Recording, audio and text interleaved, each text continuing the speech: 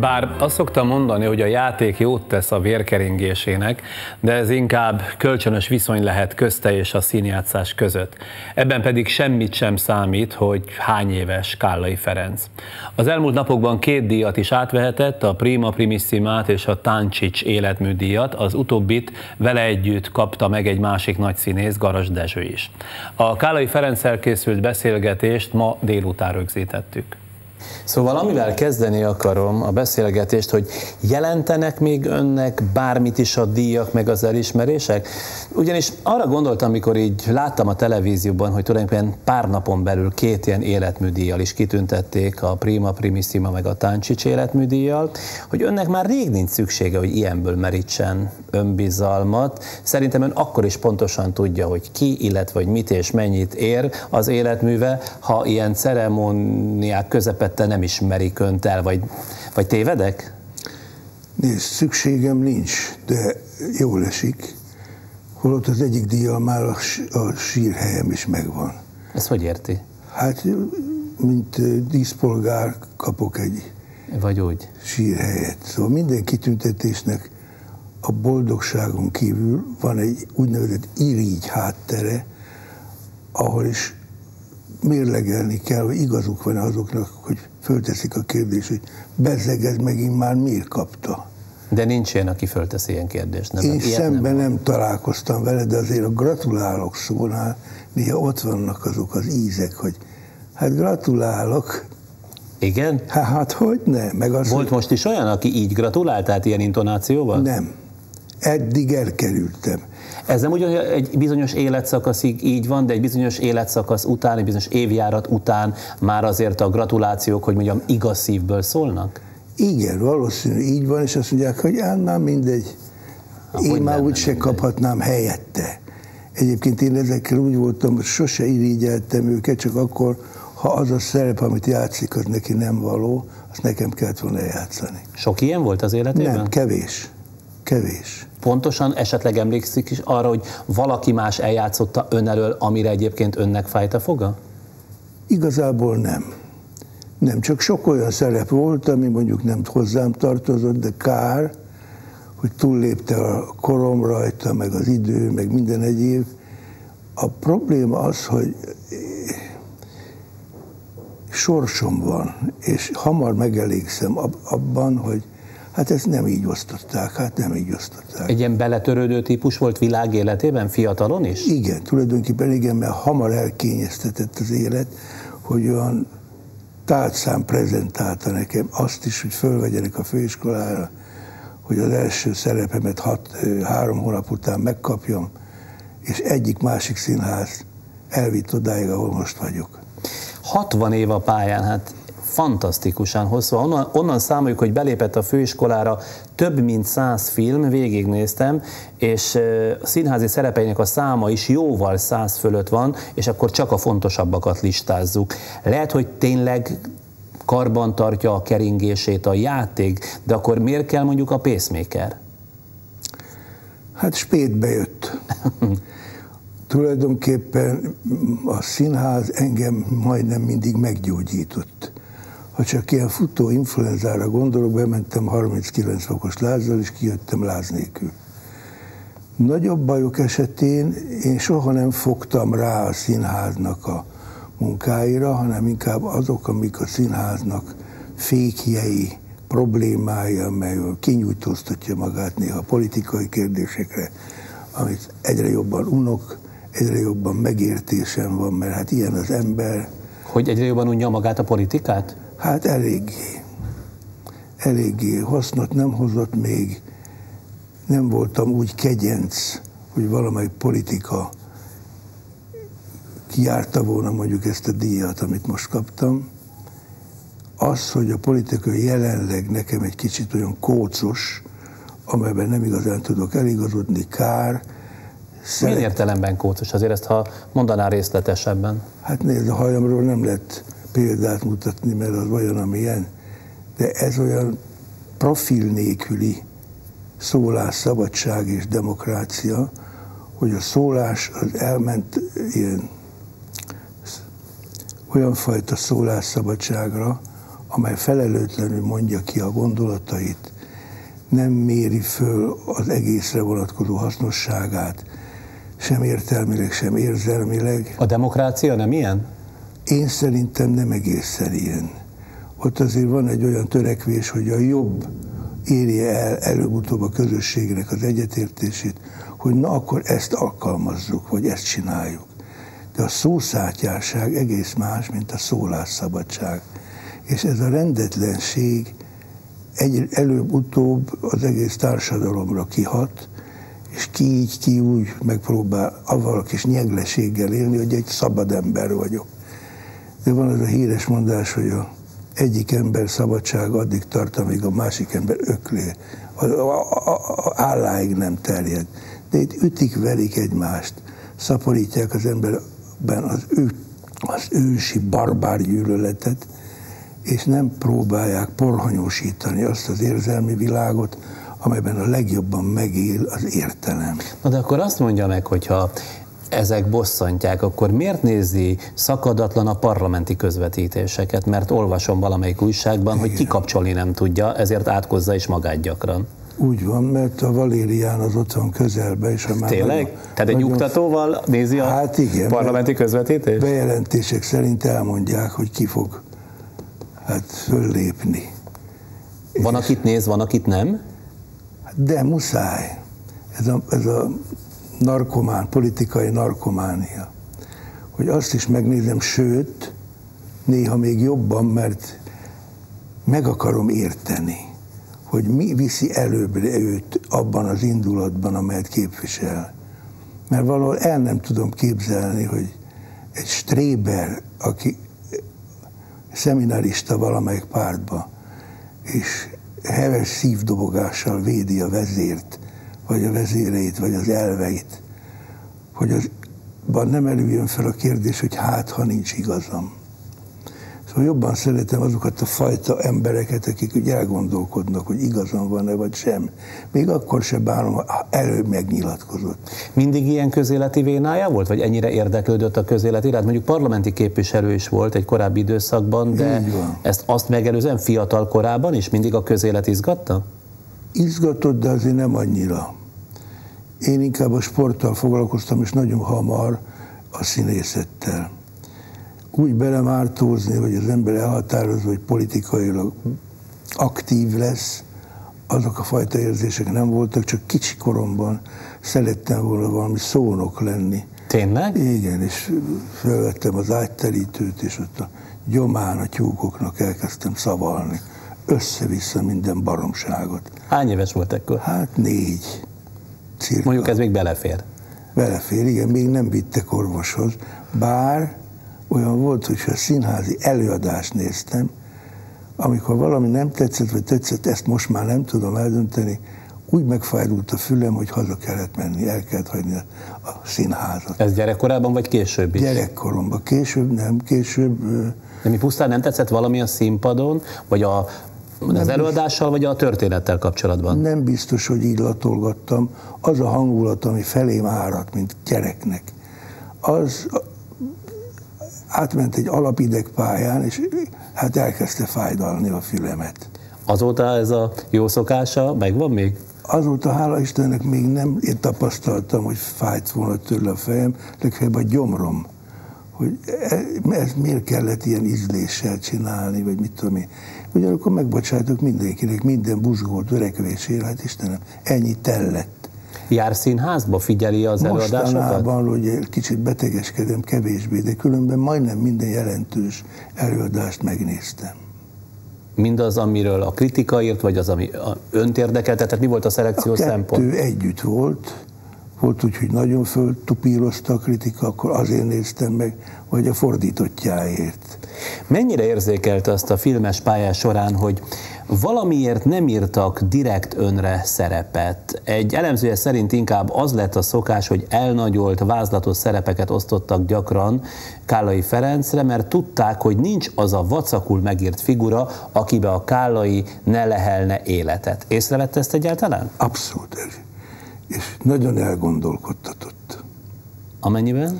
Hát, hogy miért vagyok az a kiváltságos, aki elé osztanak szerepet mindig, a jó szerepekből, és mindenféle bukfenc Jancsíkat rámosztanak, mert később aztán szívesen rám lehetett fogni, hogy ez egy ilyen harsány, hangos színész, mondjuk a Döglött akna után, vagy volt még egy-két szerep.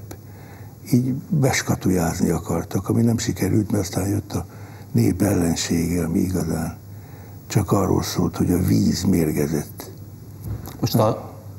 Most, hogy én vagyok egy bizonyos társaságnak mérgezett, akit meg kell kimélni a sikertől, hogy mindenképpen az lesz vele, hát akkor el lehet viselni.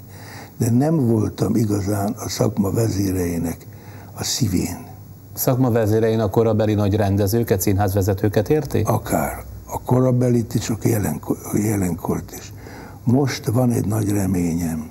A Sándor Pál által rendezett Noé bárkája című film, ami februárban jön ki, azt hiszem a filmszemlén. Olyan sok jót hallottam róla, nagyon várom. Miért? Mert már valaki látta? Többen látták, és azok úgy elhozták a jó hírét. Az igaz, ha már a filmet, a Noé bárkáját említett, hogy ez az első közös filmje Garas Dezsővel, akivel pedig 50 éve vannak a pályán? Volt film, amiben itt-ott játszottunk együtt, de nem olyan fajta szerepet, mint mondjuk most ebbe. Két ilyen nagy színész hogy játszik együtt? Mindenki hozza a formáját, és az már csak úgy jó, vagy kell egymáshoz idomulni? Mindenképpen kell a szerephez, a szituációhoz idomulni, ha valakinek erre van képessége, annak biztos megköszöni a rendező, hogy megvolkodta azt az ívet, amit ebbe a rapszódikus, vágásos helyzetben külön kicsit. Amit a film jelent. Egyébként ön például, ha egy figurához nyúl, ha önre osztanak egy szerepet, akkor magát, a fizika, a személyiség, tehát lelkiállapotát is megpróbálja magáévá tenni, vagy pedig megy már az rutinból, és a szó jó értelmében mondom, hogy rutinból, hogy adott a szituáció, tudja, hogy mibe kell beleilleszkedni, és annyira nagy a praxisa, olyan nagy a gyakorlata, hogy nem kell már különösebben belebújni a figura bőrébe, akkor is tudja hozni. Érti, vagy nagyon bonyolultul mondom? Értem, sőt, fordítom. Én kottát tudok olvasni, amikor elolvasok egy szerepet. Az mit jelent? Az író elmondja róla, hogy ilyen-olyan tulajdonságai vannak, ilyen-ilyen cselekvései vannak. És én nem bízom annyira a magam manériaiban, hogy én azt mondom, hogy az is én vagyok, meg ez végül is én vagyok, mert én kormányzom, én vezérlem azt a szerepet, azt a figurát, amit az író megírt. És egy rendező bizonyos szituációt ad hozzá, hogy én azt véghez vigyem. Ez a pályám öröme. Tehát ez maga fölépíti? Én magamban fölépítem. És ez otthon zajlik? Tanulva a szerepet? Vagy úton, útfélen. Igen? Este, reggel, különböző hangulatomban. Nekem mindig úgy tűnik, és úgy is tűnt, hogy nagyon könnyen játszik. Hát nézd, a görcsöt átadtam más kollégáimnak. Én maradtam úgymond az öröménél, a pálya öröménél, ami nem jelenti azt, hogy közben nem rágom le a húst a kezemről, tépve ezt, azt, mert nem értem, és nem tudom még olyan könnyen, virtuóz módon kivitelezni, mint ahogy elképzeltem. Egyébként egy önreflexió az, vagy mi, ami önben megszólal, hogy most jó? Tehát honnan tudja, hogy mikor jó, mikor van kész az a figura, vagy legalábbis mikor olyan, mint ami ennek szeretné? Nagyon könnyű lesz az élet. Akkor abban a szituációban, amiben én azt a szerepet játszom. Hogy is egy bizonyos ember, egy bizonyos habitusban, egy bizonyos modorban, szituációban hogyan viselkedik. Amikor ez úgy összejön, akkor megjött az Isten. És akkor már könnyű? Azt mondja, könnyű akkor játszani? Már könnyű játszani. Mindig van egyfajta druk, hogy ezért memóriakihagyások, stb. Megzavarhatják az ember feltételezéseiben. Hogy is tud ennyi mindent megjegyezni? Hát ezen én is csodálkozom. Borzasztóan nehezen tanulok, de amikor megtanultam, azt tudom, amíg élek szerintem. Most úgy érti, hogy amíg játsza, vagy visszamenőleg akár 40 évvel ezelőtt is tudja a darabokban a szerepet. Azt még nem próbáltam ki a 40 évet, de amíg játszom, az biztos, hogy különösebb visszakérdezés és készülés nélkül, amikor megy, akkor én arra kész vagyok, annélkül, hogy nagyon odafigyelnék az előtte a memorizálásra. Akár olyan hosszú szerepeket is, amelyek tényleg ilyen főszerepek, és több 10 vagy több oldalon kell? Igen? Igen. Most már nem próbálgatom ki magamon, de a kisebb szerepekkel úgy vagyok, hogy mások nagyon odafigyelnek, én bemegyek, és a képlet, a szituáció, az magától értetődően adja, hogy mit beszél. Magyarul tehát előadás előtt sem memorizál, hanem bemegy a színpadra, és jön a szituációba. Igen. És mi van akkor, ha nem tudja? Hát azt majd legközelebb kérdez meg tőlem. Ja, olyan nem nagyon volt. Nem.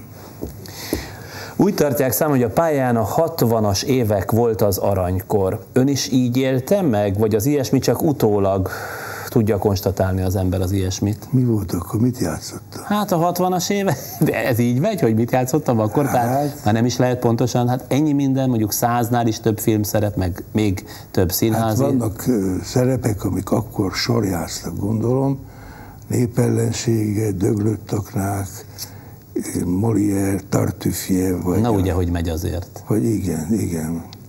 Vagy a Urhatnám polgár. Szóval sok olyan fajta nagy szerep, amit olyan jól föltupíroztak, jó mondatokkal, elhitették velem, hogy egy használható színész vagyok. Stb. De azért az a véleménye magáról is, nem, hogy egy nagyon jó színész. Azért csak nincsen ilyen önértékelési zavar ebben a korban már. Zavar nincs, csak gyakran megállapítom, hogy nem is vagyok én olyan jó színész. Különösen akkor, mikor a szép díjakat kapom. Megérdemlem? Ez a kérdőjel, ez mindig. Ez csak egy kis kétség, de ez nem a lényeghez tartozik. Hatásos, tudod, akkor azt hiszik, hogy ilyen egyszerű vagyok. Azt nem igen? Mondani, persze. Hát ha nem dicsér más, akkor én kénytelen vagyok magamat dicsérni. Hát azért rengeteg dicséret érte a pálya során. Komolyan. Sokat kapott azért dicséretet, sokat, nem? Igen, sokat. Voltak fájdalmas korszakai? Tehát amikor kifejezetten úgy érezte, hogy akár a kritika nem becsüli, akár a közönség, szóval ilyen periódusok voltak. Nekem mindig úgy elől állt a sorban, és úgy tűnt, hogy az élet önnek egy diadalmenet. Igen, de majdnem mindig másodiknak kaptam meg valamilyen díjat, és az a kolléga kapta meg, aki aztán sorba adta ezt a szituációt, hogy a Jászai díjtól kezdve mindig nem én voltam az első, pedig én játszottam ezt meg azt először. De mit tudom én, Sinkovics Imre mindig egy lépéssel hamarabb kapta, mint ön. Most csak egy nevet mondtam, igen. Nem tudom, hogy egy esetben gondol. tudom, hogy igen. Igen? Igen. És ez fájt? Igen, hát volt a Kossuth díjnál például egy olyan szituáció, ami bizony abban az egy éjszakámba került. Hogy? Amikor is én ültem a társalgóba, és a kolléga odaült, azt mondta, hát Feri úgy volt, hogy mind a ketten Kossuth-díjasok leszünk, de téged kihúztak. És az illető kapta meg aztán a Kossuth-díjat. És akkor az fáj. Az persze. kemény volt. Hogyha az ember számít rá, különösen már volt, nyilván sustorogtak, igen, tehát úgy gondoltak. Sőt? Sőt, mondták, hogy mit hosszú. Hosszú?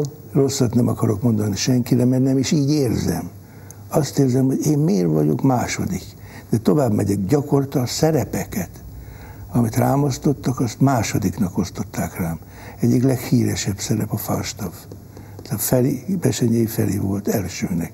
Csak ő a hegedűs a háztetőt választotta. Így hát egy véznáp fickó került oda, és hál' Istennek nem volt rossz. Ön egy jó ember, ugye? Jól érzem. Hát nézd, én tudatosan azt szeretnék lenni, hogy ez mennyire sikerül, ezt mindig a szomszédtól kell megkérdezni. De színészként sem volt az a típus, aki hiába bizonyos szituációk rosszul estek önnek, de nem volt az a típus, aki harcolt nagyon. Második, és nem taszította le a többieket, hogy első legyek. Nem. Ez így volt, ahogy most mondod. Tovább megyek. Amikor én, a revizort játszottam, ott is elsőnek nem én voltam. Annak eredménye az, hogy Leningrádba elvittek vendégszerepelni. És voltak meghívott emberek, akik nem mondták meg, hogy itten valaki vendégként van, miközben a társulat oroszul beszélt, én meg magyarul, azt hitték, hogy én is orosz vagyok.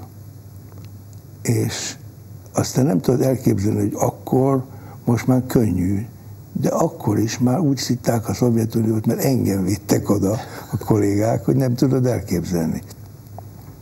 Ez egy nagyon furcsa érzés, mindenre gondolhat az ember, csak mindig arra kell vigyázni, nehogy paranoid legyek, mert az nem hasznos.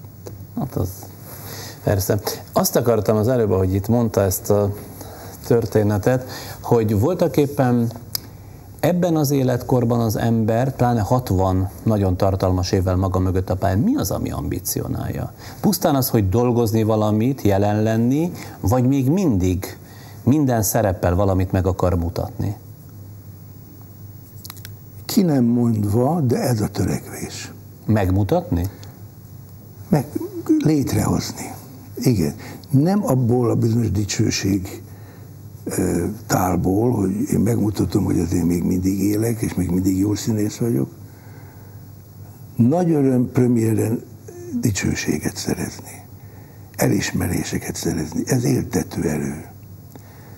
És ez a gyermekded éltető erő, ami mondom a első megnyilatkozásaimban bennem volt, ez még bennem, aki ugyan eléggé önelemző vagyok, tudat alatt mozog és éltet. Tehát jó, rossz, fehér, fekete kérdés bennem mindig bonyolultabb, mint ahogy ez kimondható, vagy megfogalmazható. Lett volna mondjuk az utóbbi 10 évben jobb életprogramja, mint a színház? Biztos nem. Az biztos nem. Nem azért, mert nem ábránoztam ilyen-olyan mesterségekről, mielőtt ez a pálya tényleg magában nem fogadott, de hát maga a halálom lenne, ha nem lett volna. Kellően. Érdekes, hogy már neves színészként 66 éves kora körül mennyire félreismerte önmagát. Idézem, hogy mit mondott akkor a Filmszínház muzsikának. Én nem vagyok úgynevezett egyéniség, a szerepet nem szabhatom magamra, az a feladatom, hogy minél jobban belemenjek az író megírta figurába, és átérés közben levetközzem önmagam manírjait. Mik azok a bizonyos manírok? Részben csak voltak. De mik? Hát ezt mondták rólam, hát biztos volt. Ahogy beszél például, mert azt ilyen parodisták nagyon szerették utánozni, mai napig szeretik. Ilyen paraszt figurákba szoktak parodizálni, ízesen beszélve, mert jó pár szerepen volt ilyen vérrögös aggyal indulatban kerülni. És ön például bosszantotta? Tehát amikor parodizálják, vagy parodizálták? Nem. Legfeljebb adnék egy-két instrukciót. Mert olyan szerepekben, mint a Népellenségében a Stockmann doktor nem parodizálnak. Mint a Csörgőcsuli, ott már inkább. De magát tetten érte bizonyos manírjain, amelyeket esetleg maga sem kedvelt olyan nagyon, vagy megpróbált tudatosan tenni ellenük, vagy miután Kálla is manírok voltak, azt mondta, hadd legyen. Hát ettől vagyok én, vagy ettől is vagyok egyéniség. Igen, én nem fedeztem fel önmagamban a manírt. Viszont azt igen, hogy mások azt terjesztik rólam, és akkor az bennem egy olyan dac helyzetet teremtett, hogy a másik szerepben megmutassam, hogy én nem vagyok manírus. Tehát amit egyféleképpen csinált, és azt mondták, hogy ez egy Kálla és manír, a másikban, hogy az véletlenül se forduljon elő? Igen. Nagyon sokféle stílust éltünk mi meg. A rendes realista stílusonktól, Brechten keresztül, Stanislavski, stb., amihez egyesek azt tanulták meg, hogy mit jellemzi azt a rendszert, de nem játszottak úgy, ahogy a rendszer előírta. Én megpróbáltam, és annak a minősítése azokra tartozott, akik nagyon megtanulták, hogy is kéne azt játszani. Sokat játszik egy hónapban? Most már nem. Hány estét? Hát mondjuk 3-4 estét. De ez azt jelenti, hogy hány szerepe van, tehát hány darabban játszik? Igen. 3-ban, 4-ben? 3-ban. Gátat szab a hogyléte és a fizikai vagy lelki állapota annak, hogy mit vállal el? Tehát mondjuk kerüli a túl nagy feszültséggel járó szerepeket? Most már igen.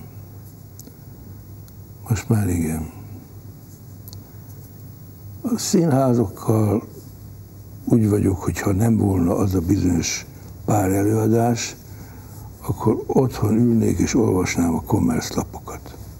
Miért azt szeretik, kedvetelik benne? Hát főleg a meztelen lányok miatt. Még mindig itt tart? Sőt, ezután még inkább. Tényleg? Hát, hogy csak a kapaszkodók. Mit szól ez a felesége? Mondja, biztos magába egy szegény gyerek. De nem titkon csinálja, nem akár előtte és nézegeti a lapokban ezeket a... Hát hogyne, mondom, hogy most mondd meg. Hát hogy élete, milyen élete lehet ennek a csodának? Biztos, hogy nem olyan boldog. Miért viseli ennyire szívén ezeket a... Hát kár értük. Hát köszönöm szépen, örülök, hogy láttam, nagyon köszönöm, hogy így délután jött, mert hogy előre fölvettük ezt a ma esti beszélgetést, hiszen ma este is játszik, tehát színházba megy, és őszinte szívemből gratulálok összes kitüntetéséhez, meg az életművéhez. Köszönöm szépen. Köszönöm.